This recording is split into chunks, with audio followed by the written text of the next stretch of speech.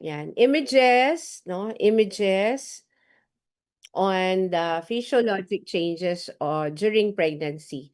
So the first image is the linea nigra. So linea nigra, this is a dark, no, dark brown or black line, okay, from the symphysis pubis up to the umbilicus, no, up to the umbilicus and beyond the umbilicus, or this is vertically, no, um,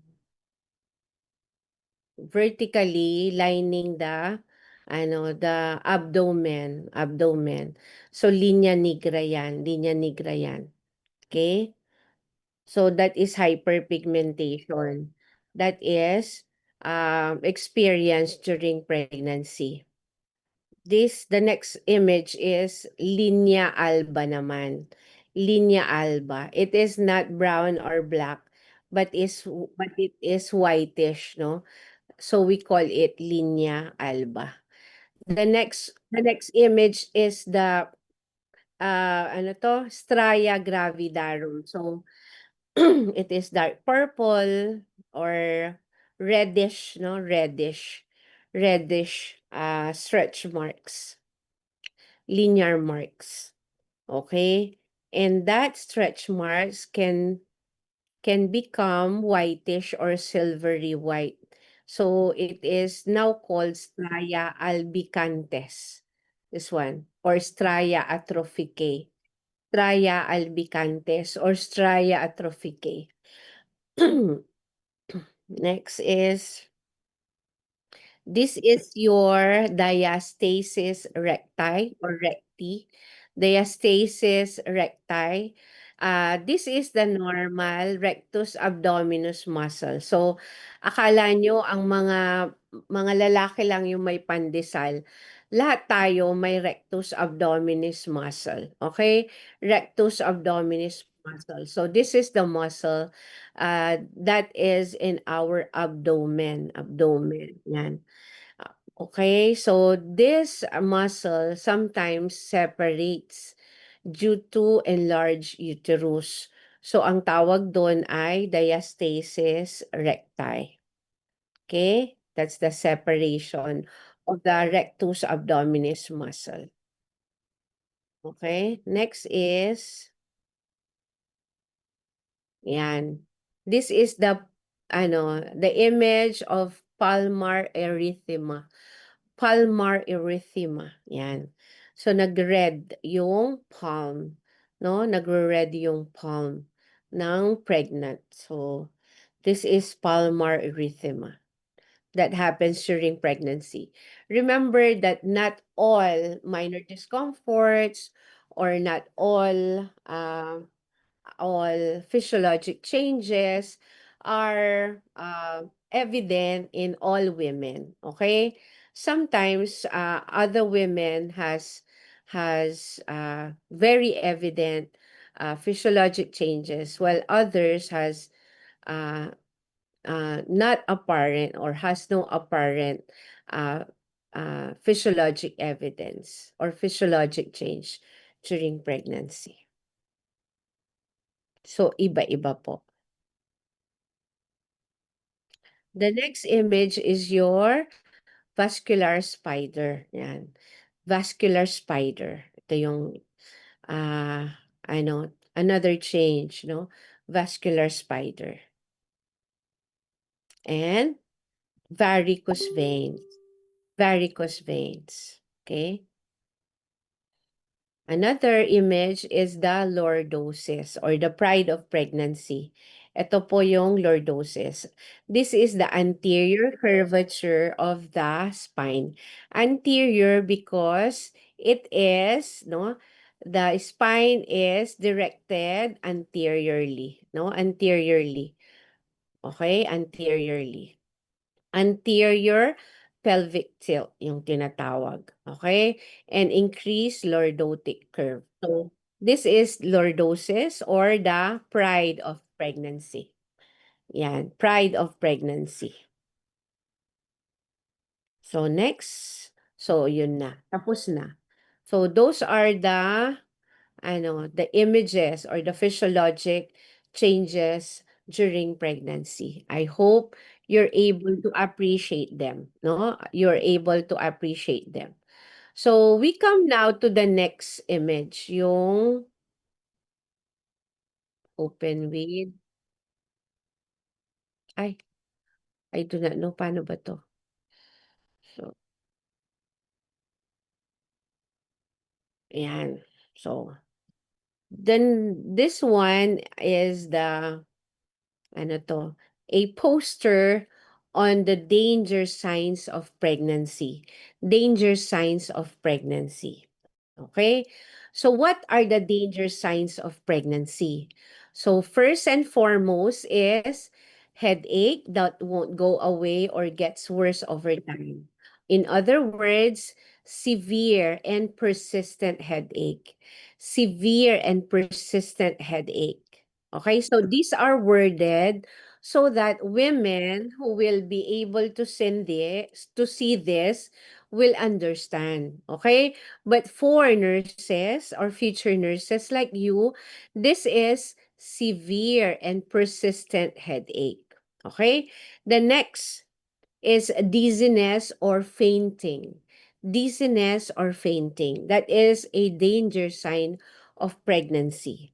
Another is thoughts about hurting yourself or your baby. Thoughts about hurting yourself or your baby.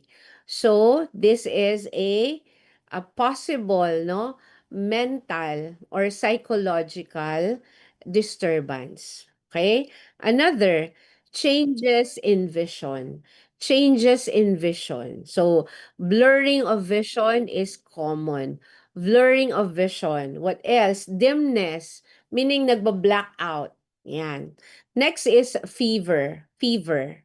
Okay? Fever is not a normal discomfort. It is always a danger sign of pregnancy because it could suggest infection. Next, trouble breathing or difficulty in breathing. Difficulty in breathing. Okay? So, difficulty is different from shortness of breath. When you have shortness of breath, no, as if you are tired, no? As if you are tired or as if you are grasping your breath. But if you have trouble breathing, you have difficulty of breathing. Difficulty of breathing. It could suggest, siguro yung asthma, or it could suggest a heart problem. Yan, heart problem. Or it could suggest complications like ano 'to, pulmonary edema. Next, chest pain or fast breathing heart. Chest pain. Chest pain. So there is pain on the chest. So normally, when you experience shortness of breath, there is no chest pain. But when there is already chest pain, it is considered as danger sign. Next, severe belly pain that doesn't go away. So this can be also worded as severe and persistent abdominal pain. Severe and persistent abdominal pain. Next, severe nausea and vomiting. Severe nausea and vomiting. That is a danger sign.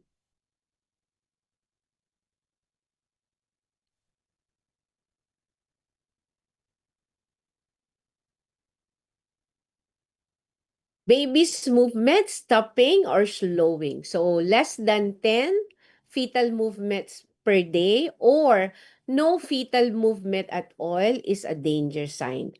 Vaginal bleeding or leaking fluid during pregnancy is a danger sign.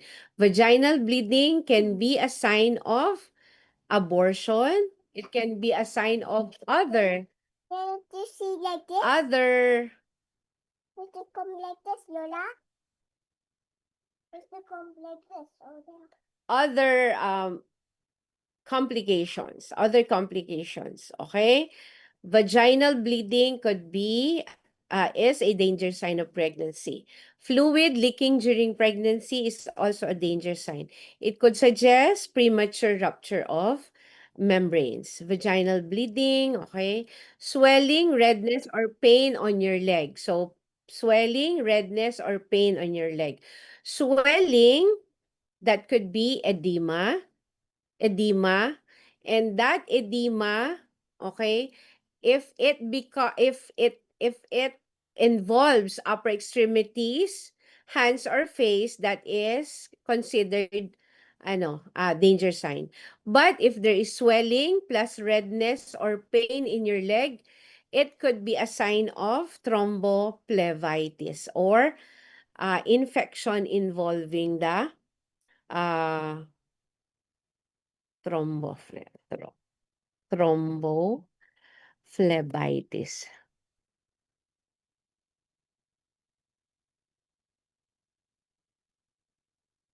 Yeah, thrombophlebitis. There is an infection in the veins, okay, caused by a blood clot, a blood clot. Okay? Extreme swelling of your face and your hands. It could suggest pregnancy-induced hypertension. Overwhelming tiredness, meaning you do not do anything, you just sit, but you are feeling tired. So that could be a sign of that could be a danger sign of pregnancy. Why do you need to know the danger signs of pregnancy?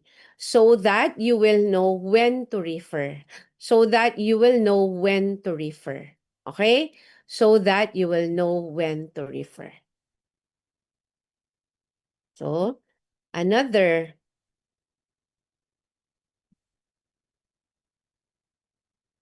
yan. So, another poster for the danger signs of pregnancy. So vaginal bleeding, this is simpler. Vaginal bleeding, visual disturbance, or yan, blurry vision, flashes of light, severe nausea and vomiting, pain or burning sensation while urinating. This is not present in the previous poster. Feel a flood of water rush down your legs. It is leaking fluid. Decreased level of baby activity or movement, it was mentioned. Persistent severe headache, it was already mentioned. Fever, already mentioned. Abdominal pain, it should be severe and persistent abdominal pain. It could be a sign of ectopic pregnancy, or if it goes with bleeding, abortion. Unusual vaginal discharge, it could be a sign of infection. Palpitations, easy fatigability, breathlessness at rest. Okay, the key word here is at rest. When the woman is not doing anything, but uh, she feels tired still, it is a danger sign of pregnancy. Okay, tapos na tayo. So, we come now to the next. Nako, sorry, sandali ah. Lalagay ko sa una.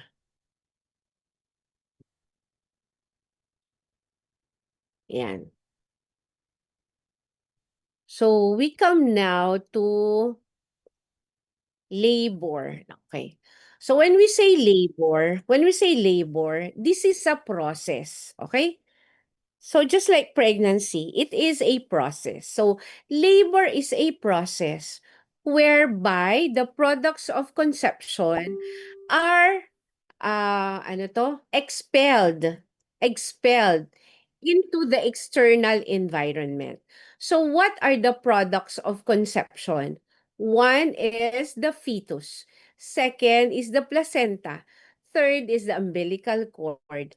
Fourth is the amniotic fluid. Fifth is are the fetal membranes. Okay, fetal membranes. So those are the products of conception. So first, we have to know the 5 P's of labor. In the TOS of the Philippine Nurse Licensure Examination, it was mentioned that you have to know the 5 P's of labor. 5 P's of labor. Okay? So these are, according to the author, the factors affecting labor or the 5 P's of labor. So what are the 5 P's of labor? 1, P, passenger. Okay? Who is the passenger? The fetus, the placenta. Okay? These are the most significant passenger. The second P is the passage or the passageway. Passage or the passageway. The birth canal. The birth canal. It involves the soft passage and the hard passage. The soft passage will be, of course, the uterus, the cervix, the vagina, okay? And the hard passage. Yung hard passage involves the pelvis or the pelvic bone. The pelvis or the pelvic bone. Okay? So what are the 5 P's of labor? First, Recording in progress. passenger. Passenger. Kaya ba? Siguro, okay.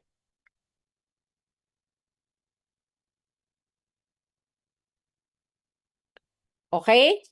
So there are 5 factors that affects the process of labor. So first, 5 P's of labor. First is passenger. Passenger. Number 2 is passageway. Passageway. Number 3 is powers. Number 4, possession. And number 5, the psychologic response. So in other books, there are psyche, psychologic response, person, no? Person, they included the person, what else? So they have added some piece, but actually, no, the most important ones are the 5 P's of labor. They are, I am not saying they are not important, but they have expanded the 5 P's of labor. Kaya nga, naging 7 P's of labor sila. Okay? So, passageway is the birth canal. The powers are refers to the intensity, regularity, uh, continuity of the uterine contractions.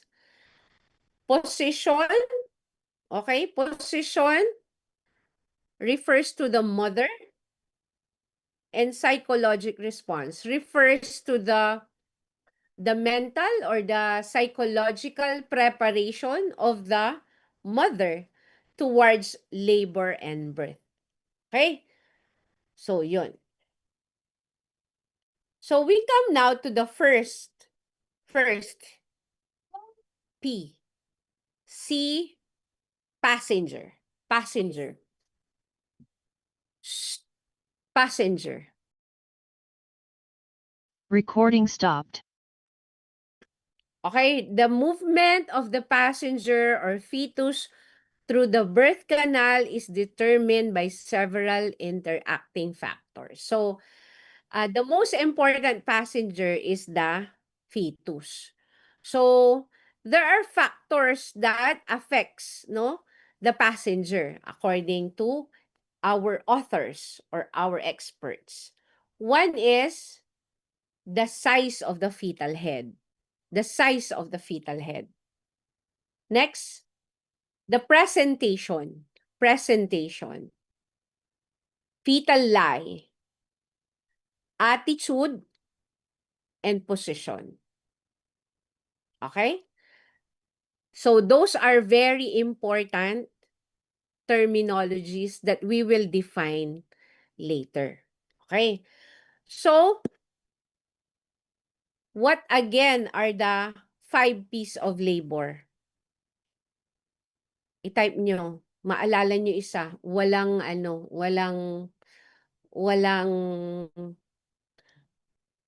mag-cheat. Basta kung ano yung maalala nyo. I-type nyo. Type nyo lang. Or isulat nyo. No? That is, the secret of retention. Okay. Yan. Okay? So, again, passenger, passageway, power, ano to? Position and psyche. Psyche or psychological state of the mother. Okay? So we come now to the first factor in the passenger. Okay, in the fetus. Size of the fetal head. Size of the fetal head. Remember that the pelvis has a diameter. And that diameter must conform with the size of the fetal head. If the fetal head is larger than the pelvic diameter, we have what we call CPD. Okay? CPD. Very good. Thank you. Thank you for responding. If the fetal head is, or the fetal, diameter of the fetal head is larger than the diameter of the pelvis, of course, the fetal head will not fit in. And we have what we call a condition called CPD. CPD, or cephalo, that's head, pelvic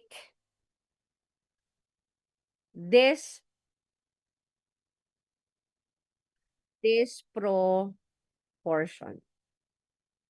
Yan. Cephalopelvic disproportion. One of the indications for a cesarean section delivery. Cesarean section delivery. Of course, there is no way whereby the fetal head or the fetus will be delivered vaginally because the fetal head cannot pass through the pelvis, because the fetal head or the fetal skull is bigger than the pelvis. Okay? Than the pelvis. Okay. So we we will now study the fetal skull. Naku, sorry. Yan. So, nakikita nyo po nakikita nyo. Yan. Okay. So, we have two parietal bones. Two parietal bones. One frontal bone, one occipital bone, two temporal bones. Okay? Two parietal bones, one frontal bone, one occipital bone, and two temporal bones. So those are the bones of the fetal skull. And these bones are joined, okay? Are joined by sutures. Ito mga to. Sutures. Okay? Sutures. And these sutures, they intersect and they create spaces or membrane-filled spaces. Okay? Ang tawag doon ay fontanelle. Fontanelle. So we have anterior fontanelle and we have posterior fontanelle. Okay? Anterior fontanelle and posterior fontanelle. So remember the bones of the fetal skull. Two parietal bone, one frontal bone, one occipital bone, and one temporal bone. The sutures joining the skull. So there are sutures joining the skull. Yan. Okay? These sutures, okay, when they intersect, are fluid filled spaces called fontanelle. Fontanelle. We have two important fontanelle. We have the anterior fontanelle and posterior fontanelle. Anterior fontanelle and the posterior fontanelle. Okay? So alamin niyo na ha ang mga skull, ang mga bone I mean sa fetal skull. Okay, dito naman superior view. Okay, kanina sagittal view. So this is the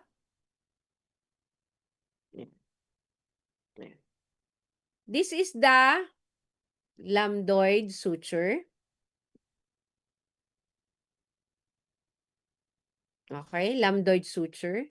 This is the posterior fontanelle. This is the sagittal suture. Pag sagittal suture kasi, this suture joins the two parietal bones. This is the frontal suture. This is the anterior fontanelle.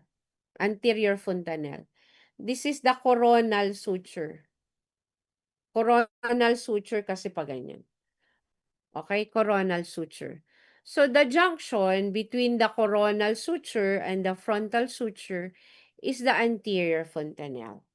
And the junction or the fluid-filled membrane intersecting the lambdoid suture and the sagittal suture is the posterior fontanelle. So dalawa ang ating very important fontanelle. Si anterior at saka si posterior. Si anterior fontanelle, ito yung bumbunan. Yung bumbunan. Okay? Ito yung diamond shape fontanelle. This closes around 16 to 18 months. Ito 2 to 3 months, nagko-close na siya. So, ano to?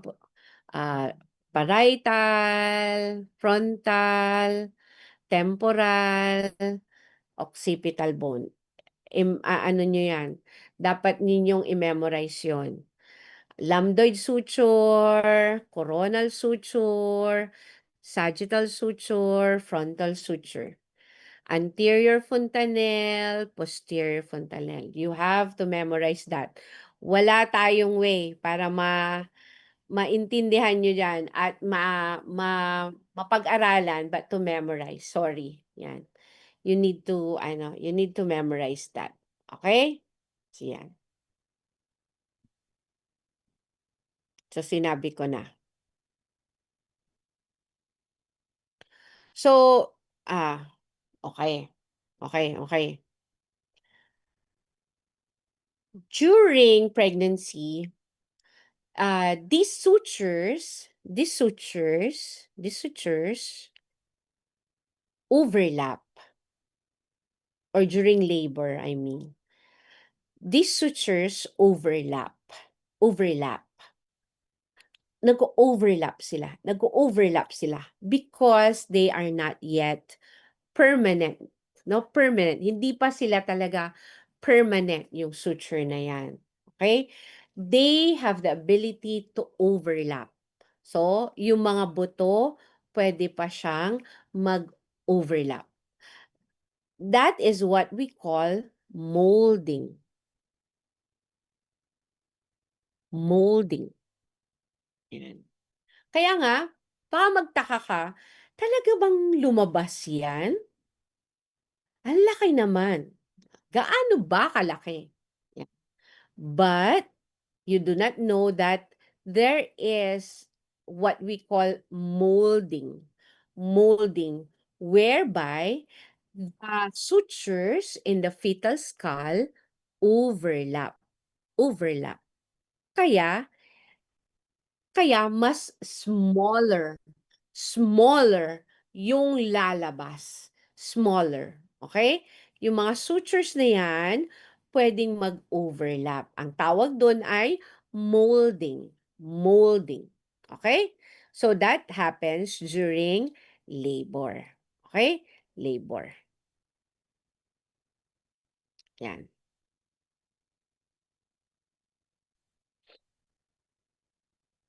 Yan. Sabi dito, because the bones are not firmly united, slight overlapping or molding of the shape of the head occurs during labor. Yan yung tinatawag nating molding. Yung spelling na sinabi ko, it's the British spelling. So, molding. Okay?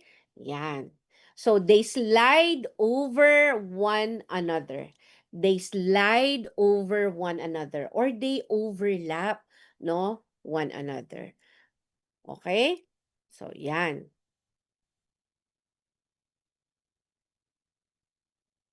So, next would be fetal. Sana tayo? Fetal presentation. Okay? So, meron na tayong fetal head. Fetal head. You know the bones of the fetal skull now. We have two parietal bones, frontal bone, uh, temporal bones, and occipital bones. We have the anterior suture, we have the anterior fontanelle, and the posterior fontanelle. We have the coronal suture, the frontal suture, the sagittal suture, the lambdoid suture. Okay, yan. Okay na tayo Okay na tayo. Next, we will go to the fetal presentation. Sa fetal presentation, it presentation is defined or refers to that part of the fetus that enters the pelvic inlet first. Presentation is the part of the fetus that enters the pelvic inlet first. Okay? So what are the fetal parts that could enter the pelvic inlet? One could be the head, and that's normal. We call it cephalic. Cephalic presentation. Okay? Cephalic presentation. Cephalic presentation. Head first. This is the normal or the should be the most common, no? 96% of birth. So when it is abnormal, ito yon. Breach. Yan. Or shoulder. Yan.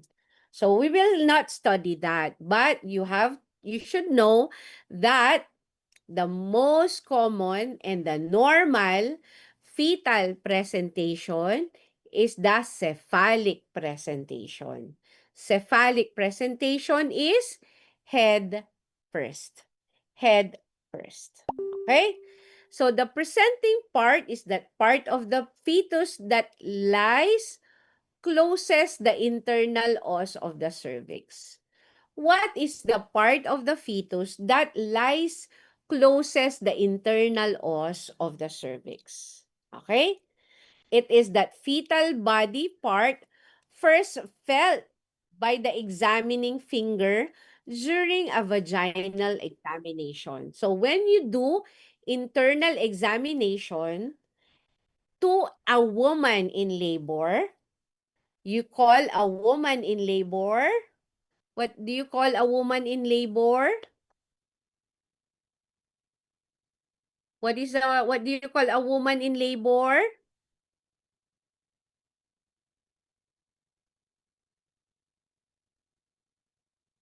Parturient. Parturient. Okay? So when you examine a woman in labor by internal examination,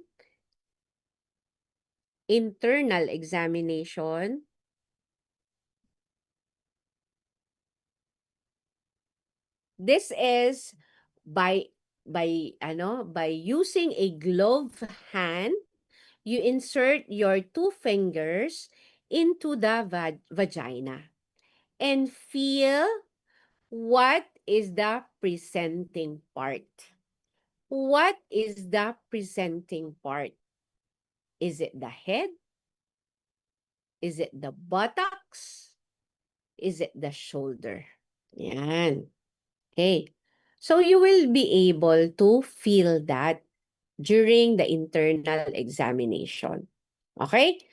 So, in cephalic presentation, the presenting part is usually the occiput.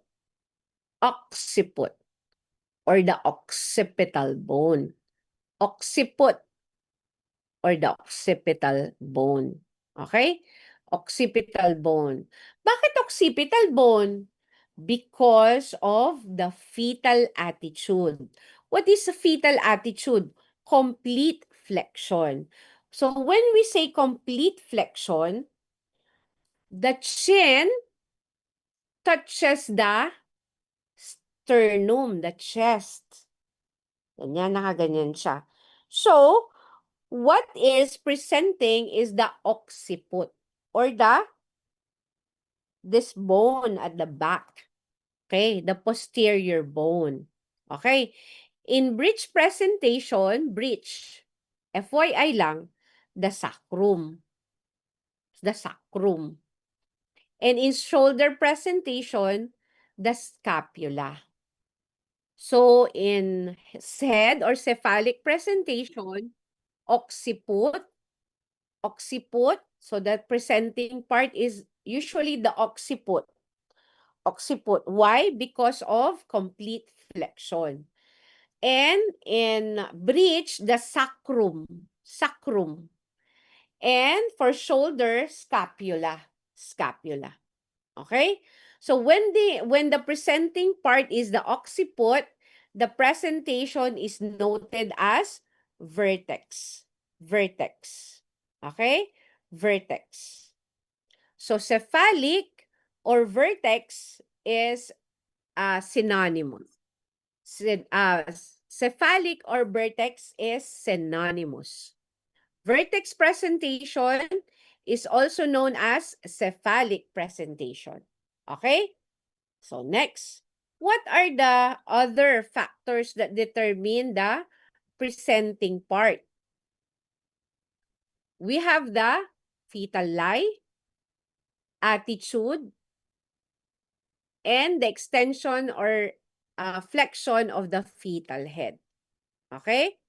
So, what is the most common presenting part? It is the head or cephalic presenting. So, when the presenting part is cephalic, the presentation is vertex. Presentation is vertex. The presentation is vertex. Okay?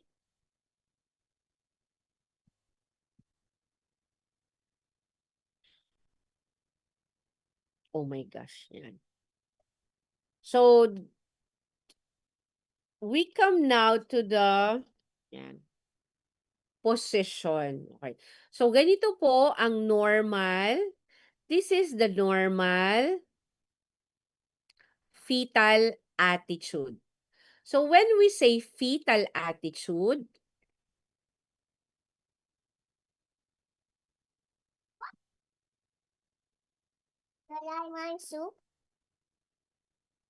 you go there. I am doing something.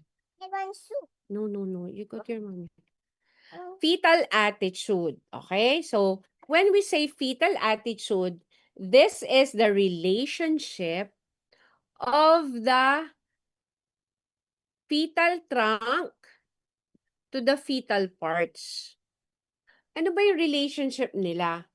Ang relationship nila is complete flexion. Complete flexion. The head is flexed, the arms are flexed, the legs are flexed towards the abdomen. Complete flexion is the fetal head is flexed, wherein the chin is touching the chest or the sternum. The arms or the upper extremities are flexed towards the chests. Then the legs are flexed towards the abdomen. So that is the fetal attitude. Fetal attitude. Fetal attitude is the relationship of the fetal trunk to its feet to the fetal parts, So we come now to the position. Okay, position. Okay, position. So ito yung fetal attitude. Okay, fetal attitude. Fetal attitude. Okay. Check ko sandali Fetal factors, fetal lie, fetal attitude, extension, and flexion of the fetal head. Fetal lie, pag sinabing fetal lie, yan. Okay, so pag sinabing fetal lie, this is the relationship lie. Hindi yan sinungaling, no? Fetal lie is the relationship of the long axis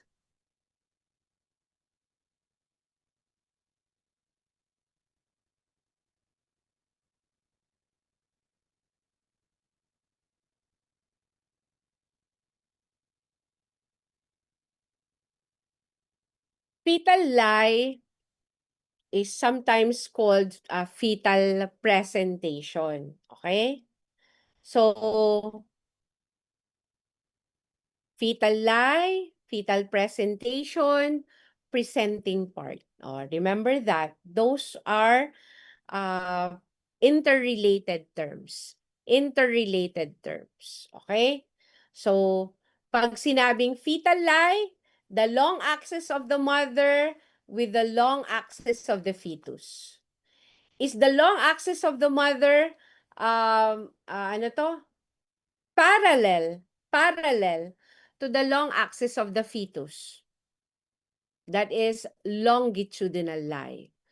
Is the long axis of the mother anong tawag dito? Perpendicular to the long axis of the fetus. That is called your transverse lie. Okay?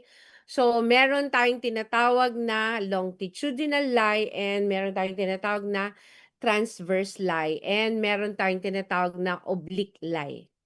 Okay? So, longitudinal. So, yun. Okay? So, that is fetal lie, fetal attitude, okay na.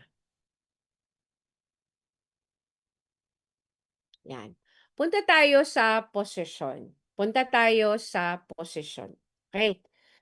So, position naman is the relationship of the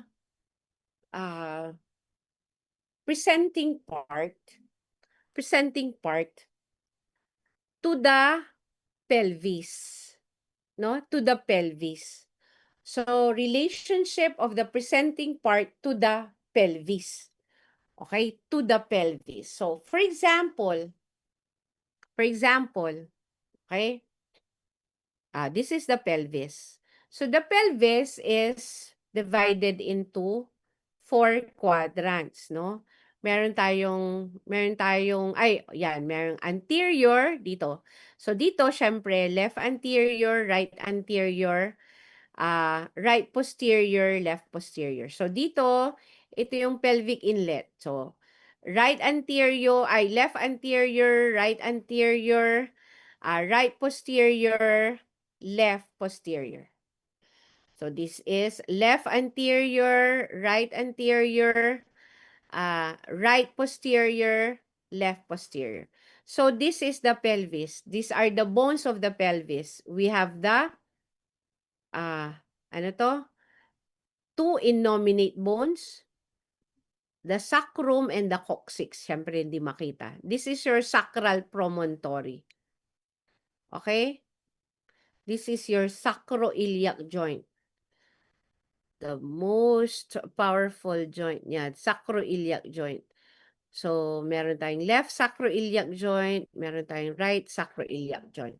This is the symphysis pubis. This is the symphysis pubis. Sana nakikita ninyo. But I would love to show this to you in person. I will borrow a pelvis doon sa ating osarium. I really like to teach this para makita ninyo. Okay, kung paano. Okay? So, ito ang pelvis, ito ang pelvic bone. This is the superior view. Superior view. Okay, superior view. Meron siyang 4 na quadrant. This is left anterior, right anterior, right posterior, left posterior. Okay? Left posterior. So, this is in relation to the fetal presenting part. Sige. So, when we say right occipito-posterior,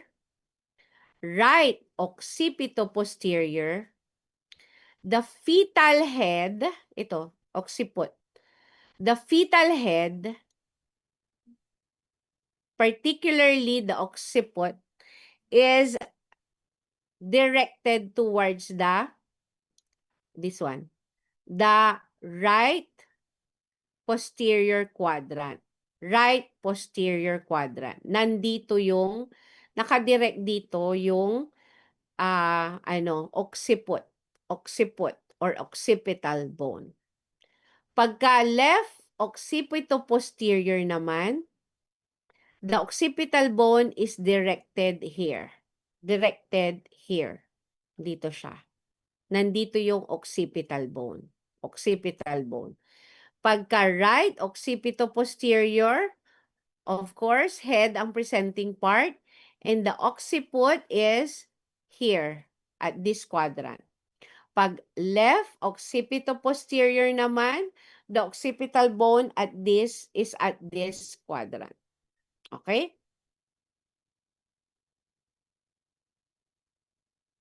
Paano ba to?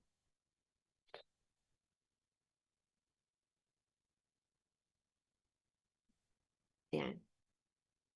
So, right occipito-transverse. What if the fetal occiput is here? Dito.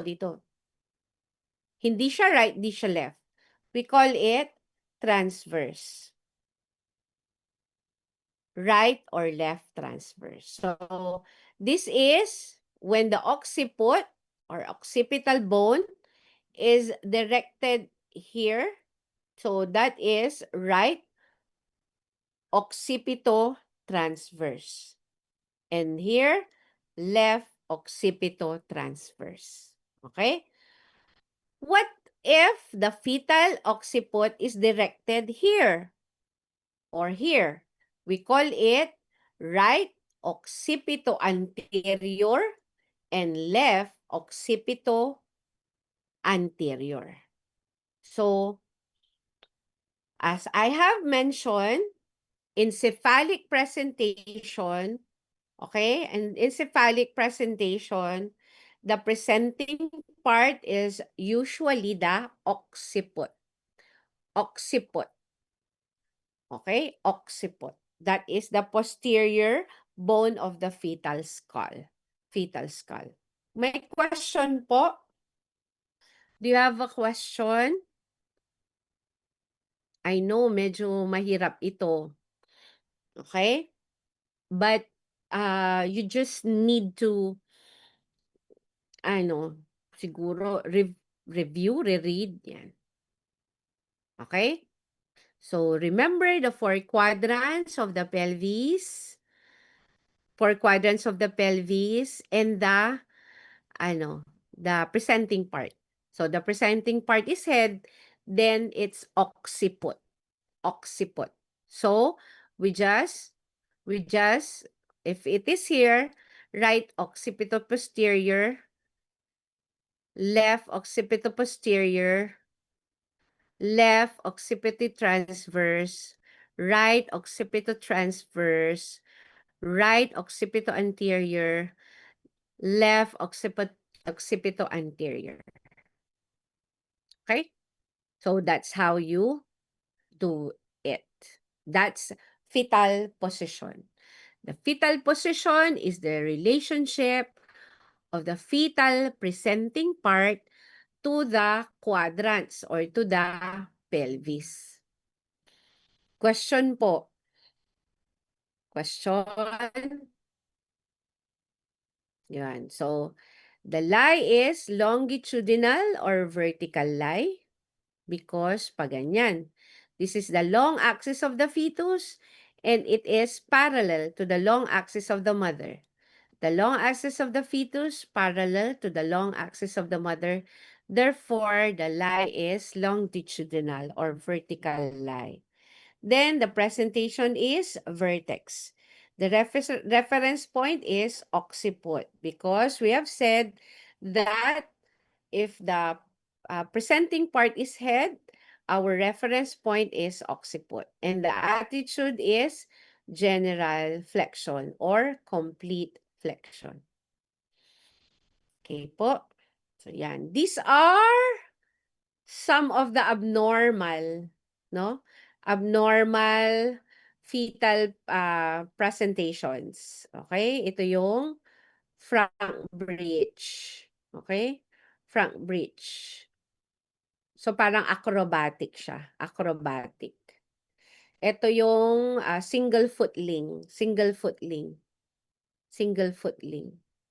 Okay? Single footling. Yung iba, ibinabalik nila, kinukuha nila yung isang paa pa para dalawa na lang. Dalawa, tsaka i-deliver nila. Okay? Then, yan. Complete breach. This is complete breach. Frank breach yung parang ano siya, parang acrobatic. So this is shoulder presentation.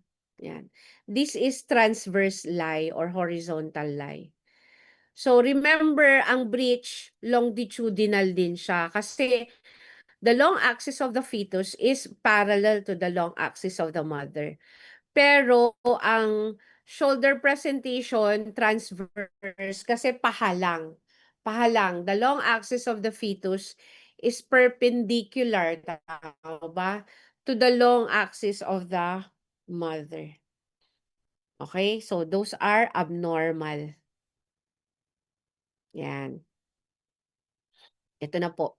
Lie is the relation of the long axis of the mother, of the fetus, to the long axis of the mother. So, what is the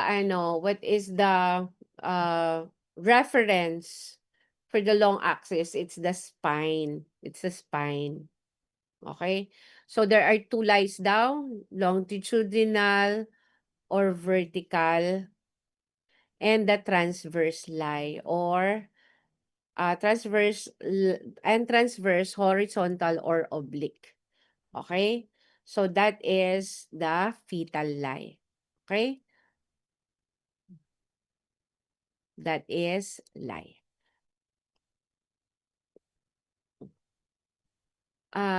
Although meron na akong experience sa shoulder presentation, pero hindi na buhay yung bata. Ito. Hindi siya nabuhay. Namatay yung bata sa difficult delivery. Okay? So, to avoid fetal death, kailangan pagka ganun yung cesarean section na agad. If per ultrasound nakita transverse or breech presentation, no, they would recommend really, no, third trimester, for example, second trimester breech. So sabihin ng OB, sige, antayin natin siya sa mga 38 weeks, ganyan, or 37 weeks, or 36 weeks. Pag umikot siya at naging cephalic, so magno-normal ka. Pero pag hindi siya umikot, cesarean ka. So that would be the normal advice ng iyong OB, no? OB. Much worse pagka shoulder, pagka transverse, pag ganyan, no? Pag ganyan, pahalang, okay? Pahalang. Yan. So of course, these are abnormal lie, abnormal presentation. Therefore, it would depend upon the obstetrician kung ano ang mode of delivery. Definitely, hindi yan normal vaginal delivery. Hindi yan normal vaginal delivery. Isa-cesarean ka talaga. Okay? Attitude tayo. Attitude. Okay, attitude, no? So, attitude, ito na, sinabi ko na kanina, di ba? Attitude. So, bakit ganun po ang attitude nila? Bakit ganun po? Bakit naka-complete flexion, no? Bakit naka-complete? So, what is the normal fetal attitude or the posture of the fetus? Okay, sabi dito, the back of the fetus is rounded so that chin is flexed on the chest. The chin is flexed on the chest. Okay? The thighs are flexed on the abdomen. The thighs are flexed on the abdomen. Kaya nga 'di ba, pagka naka-fetal position ka at malaki ka na, may ano ba yung tawag dito? It is a sign that it is a sign of dependence. It is a sign that you wanted to go back in the worryless life of being a fetus. 'Di ba? Minsan napapa-fetal position tayo. No? Lalo kung malungkot ka, 'di ba? Pag malungkot ka, parang napapa-fetal position ka. Ano yung fetal position? Yung naka-curve talaga siya. Naka-ano ka siya. Parang nakakukun ka. So yun, general flexion. Thighs are flexed on the abdomen, the legs are flexed at the knees. The arms are crossed over the thorax and the umbilical cord lies between the arms and the legs. So general flexion or complete flexion. General flexion or complete flexion. Okay? So, when the attitude or posture of the fetus is not the complete or general flexion, there will be difficulties in childbirth. So, the fetal attitude should be maintained or should be that complete or general flexion, or else there will be difficulty in childbirth. Okay? It's 8 o'clock. It's 8 o'clock now. Yan. So, for example, ma'am, bakit kailangan complete flexion? Yan, complete flexion. So that the smallest diameter of the fetal skull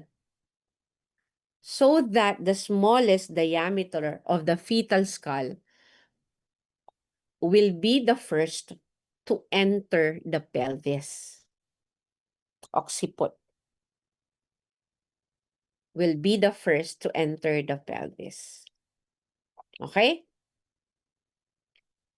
So what is the largest diameter of the fetal skull?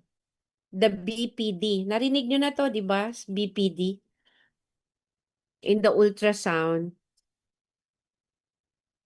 BPD. Oo. Hindi po ba delikado yung mga breech? Delikado talaga yun. Delikado talaga yun. Delikado talaga ang breech. Okay? So, BPD. Maririnig nyo ulit.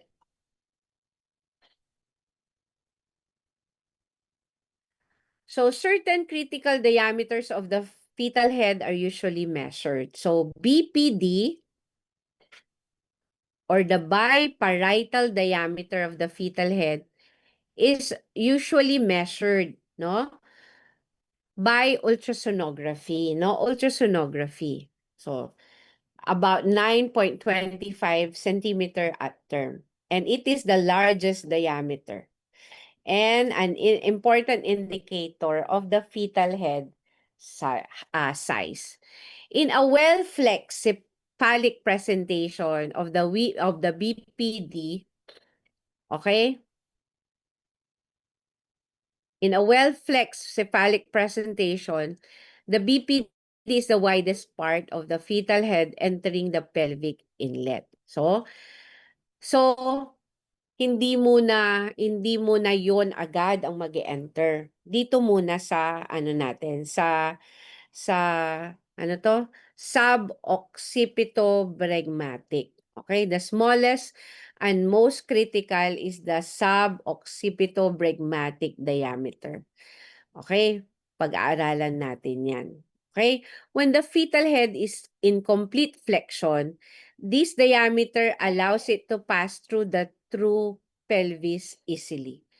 So, may nakita na kayo, biparietal diameter. Another is the suboccipitobregmatic diameter. Suboccipitobregmatic diameter. Okay? So, the suboccipitobregmatic diameter is the smallest diameter, okay, of the fetal skull. And in complete flexion, this diameter enters the pelvic brim first. The pelvic brim first. That's why it will facilitate delivery. Okay? It will facilitate delivery. Okay, balik tayo. Si fetal skull. Ito. Okay, occiput, sinciput, vertex, biparietal. So this is the biparietal diameter. The distance between the two parietal bones. This is a transverse diameter of the fetal skull. Transverse kasi pahalang. Anterior-posterior is from front to back. Front to back. So when there are two diameters, we have the transverse diameter and the anterior-posterior diameter or the AP diameter. Okay, tatandaan. So this is a transverse diameter kasi biparietal. The distance between two parietal bones. Okay? So this is the fetal skull ulit. Ito yung occiput. Ito yung occiput sa likod, occipital bone. Chin, ang tawag mentum. Sinciput or brow. Eyebrow. Brow. Vertex. Ito, vertex. Okay. So, ito yung mga parts of the fetal skull. Occiput, so occipital bone. Vertex, from the, posterior fontanelle hanggang sa anterior fontanelle, vertex yan. So, from the posterior fontanelle down, the occiput, so occiput yan. So, from the, anterior fontanelle up to the occipital, sa, bridge of the nose, sinciput yan.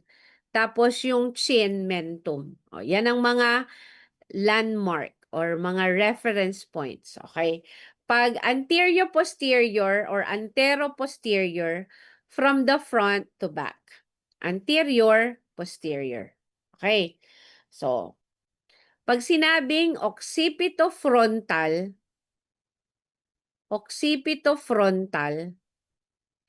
from the occipital bone or posterior fontanelle to the lower frontal bone. Dito sa bridge of the nose. Yan. Dito. That is occipitofrontal. Okay? That is 12 centimeters. Occipitomentum. So, occipitomental is from the chin, okay? Chin to the occipital bone. Occipital bone. Okay? Suboccipitobregmatic. Okay? So, from the anterior fontanelle, okay, to the lower occipital, lower margin of the occipital bone. So, this is 9.5 centimeter. Occipitofrontal, 12 centimeter. Occipitomental, 13.5 centimeter. So, ibig sabihin, this means that the smallest diameter of the fetal skull anterior-posterior is the suboccipitobregmatic, which is 9.5 centimeter. This is the same with the biparietal diameter, which is around 9.25 centimeter. Okay? 9.25 centimeter. So, compared to the occipitomental and occipitofrontal diameters. That's why when the head of the fetus is flexed, this suboccipitobregmatic diameter is the diameter that enters the pelvic inlet. Okay? That enters the pelvic inlet. Lola, Hmm. do you like to That is the Lola, do you like to do something in my room?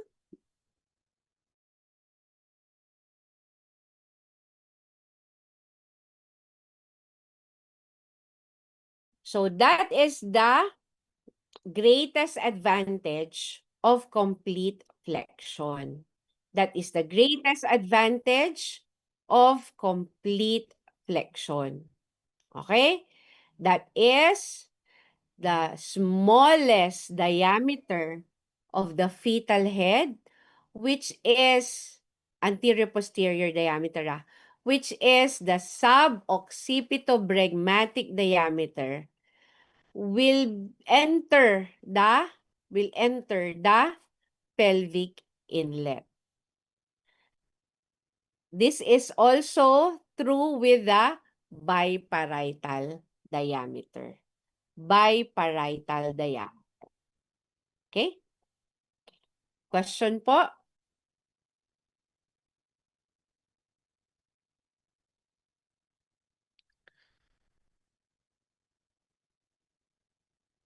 Ay, hirap. Paano ba to?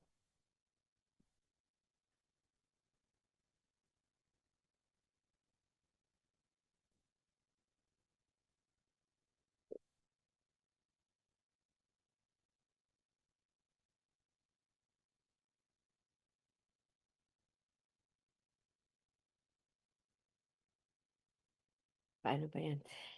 Sorry.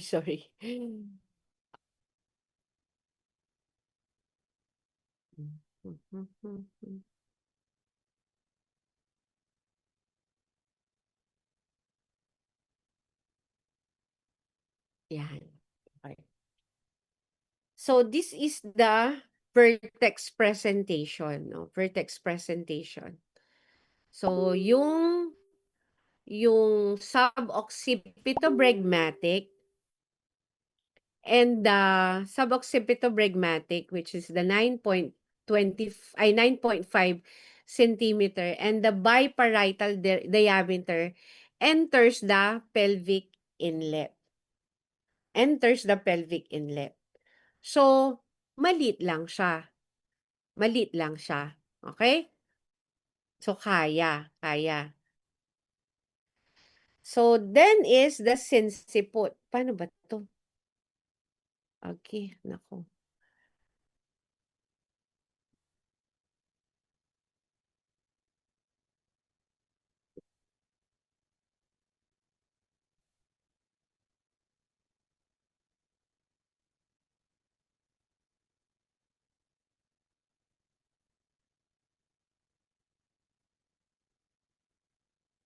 Yan. Ito naman, si sinsiput, ito yung ano, parang naka-attention. Instead na naka-flex, naka-attention lang siya. Meaning, hindi siya naka-flex. Hindi siya naka-flex. Sinsiput or brow presentation. Brow presentation. So, the occipitofrontal diameter presents at the pelvic inlet plus the BPD. Okay? So, mas malaki. Instead of 9.5 centimeter, it's 12 centimeter. So, this involves difficult delivery. And how much more? How much more with the face presentation? Face presentation. Instead of naka-flex siya, naka naka-hyperextend or extended ang face niya, naka-extend. So, ang mata-touch mo diyan, puwedeng bunganga, puwedeng ilong when you do IE. So, mas mahirap ito because occipitomentum or occipitomental diameter, which is 13.5 centimeter, presents at the pelvic brim or pelvic inlet. So, mahirap talaga ito. Mahirap talaga ito. Difficult delivery. This involves difficult delivery talaga. Okay? So, that is, no, the presentation. So, the most important advantage of complete flexion is that it allows the smallest diameter of the fetal head to present or to enter the pelvic brim. To enter the pelvic brim. Okay? It allows the smallest diameter. It allows the smallest diameter of the fetal head to enter the pelvic brim first. The pelvic brim first. So that is the advantage of complete flexion.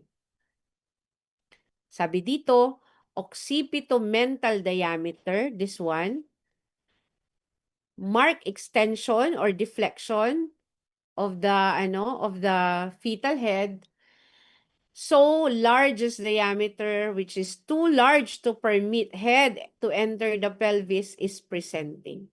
So this involves difficult delivery talaga. Okay? So we come now to the fetal position. So na-discuss na natin kanina. The position is the relationship of the reference point on the presenting part, either occiput, sacrum, or mentum, or sinciput. Pero tayo, occiput lang dahil normal lang tayo. To the four quadrants of the pelvis, of the mother's pelvis. So, ano na yan, na-discuss ko na yan. So, meron tayong anterior, posterior, transverse. Okay? Anterior, posterior, transverse. Huwag na nating aralin yung sacrum, saka na lang yan. Tsaka mentum. Pero for parang for knowledge sake, pagka-breech, sacrum siya, pagka-face presentation, chin siya, or sinciput, pag face presentation. Face presentation. Sacrum. Wala dito yung scapula. Wala. Yung sa shoulder presentation. So, occiput lang muna yung ating pinag-aralan. Okay. So, station. Station muna tayo So, station. So, station is the relationship of the fetal presenting part to an imaginary line, okay? Imaginary line drawn between the maternal ischial spine. Yan. So, para madali, station refers to the relationship of the fetal presenting part to the ischial spines. Okay? Imaginary line, dalawang ischial spine sa pelvis, may imaginary line siya. So, what is the level of the fetal presenting part in relation to the ischial spine? That is station. Station. It is measured in centimeter. Pag above the ischial spine, negative. Pag below the ischial spine, positive or plus or minus pagka above. Pagka at the level of the ischial spine, station 0. Station 0. Okay? So, pag station negative 1, it means the fetal presenting part is 1 centimeter above the ischial spine. If station 0, the fetal presenting part is at the level of the ischial spine. If station plus 1, the fetal presenting part, the head, okay, or the occiput, is 1 centimeter below the ischial spine. Okay? Below the ischial spine. If the presenting part is plus 4 or plus 5, malapit na.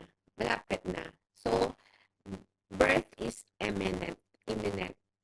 Malapit na. Okay?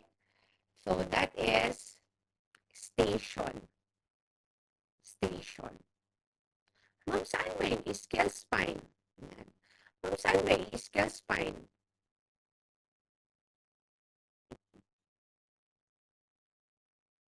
This is a sharp projection.